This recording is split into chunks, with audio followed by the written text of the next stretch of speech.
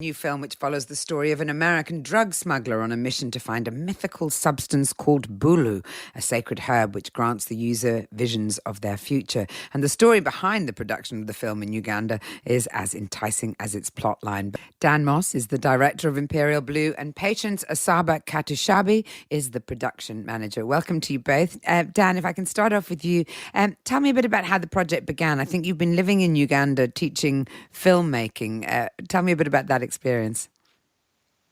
The producer, David Cecil, and the co-writer, he's lived over there for 11 years. And he, as soon as he was there, he started teaching at the film school, and he wanted to get me over there. So I went over and did a few semesters teaching mainly semiotics. And we started brewing the idea of a feature film at that point. And sorry, go on.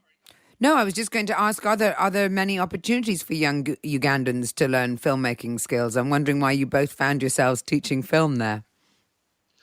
No, there aren't many opportunities, but there is a lot of talent. There's, the youth there growing up are now really into film, and so they're really excited to get going. But there's only a couple of unis that actually focus on like film semesters or chances for people to do it. So when they heard that, we were in the country, they were quite keen to sort of reach out. And I went back 5 years later and did another semester. And as time went on, we sort of grew the idea that the best thing to do would be, look at all these brilliant stories that were there and come up with a feature around them.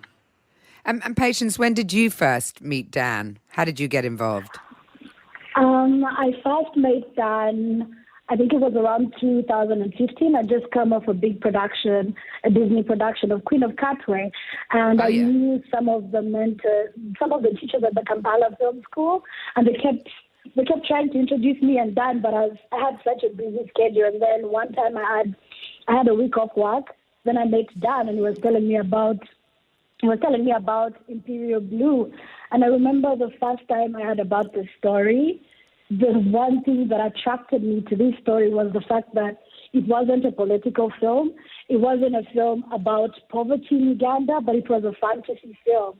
And one thing that really, really attracted me and wanted me to be part of the production of this film was because it's a different approach Dan and David Cecil were going for, because most stories we worked on are mainly about poverty, or they have a different direction of, look at Uganda in this light, but there wasn't any bad or good light on Uganda. And the fact that we were having a fantasy thriller really, really got my attention, And in the beginning, actually, when we started, I was supposed to be one of the producers locally, but I had a full-time job and I could only be there a specific amount of time. But during the process, I was part of the creation process, reviewed the script, and all the way through till production.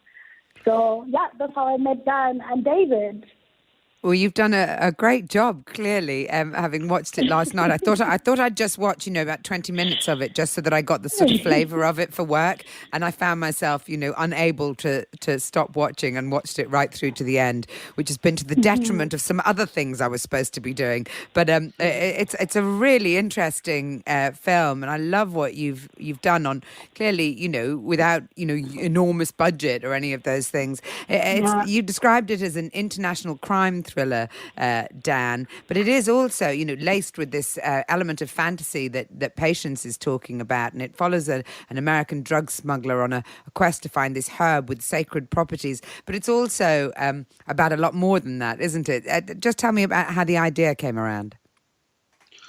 Well, being there as an Englishman, you often think about colonialism and the effects of colonialism, and the fact that a lot of the stuff that we did there still has an impact today. Yet when you look at the British media, they kind of they push the idea of imperialism to like history books, when for me it's a very sort of present factor in a lot of things. So me and David were very interested in that, and we wanted to come up with a story that looked at that, but not in a sort of a kitchen sink way. So we wanted to build in this idea of fantasy and make it thrilling so that people could sort of get excited by the film and not be thinking, oh, I'm watching an issues film. And then as they start to think about it, it would dawn on them that, you know, this is about imperialism and about colonialism. And so that's sort of what got us going at the beginning.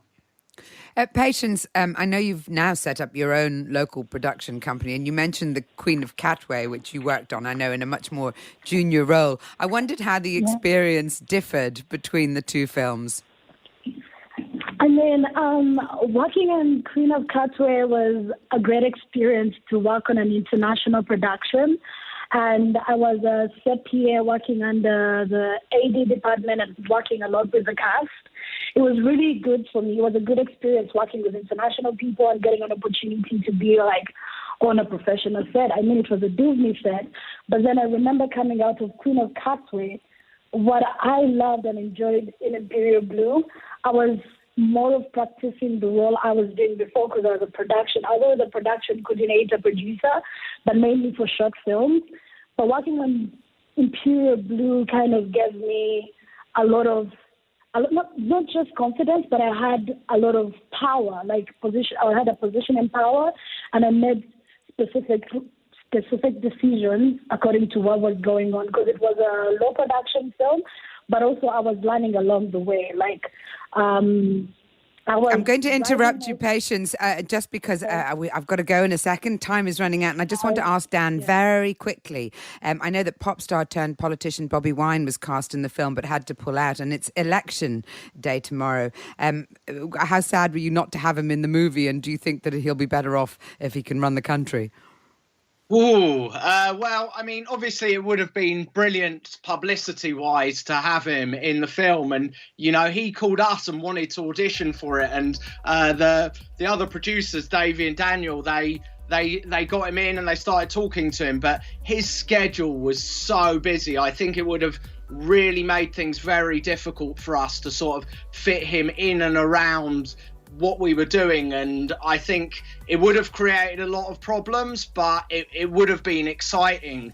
Obviously, Our hope is that, you know, not only can he win the election, but that it's all peaceful and rightfully done. I mean, that's the main worry I've got sitting here in Britain, that all my Ugandan friends are safe, and not only during the election but afterwards.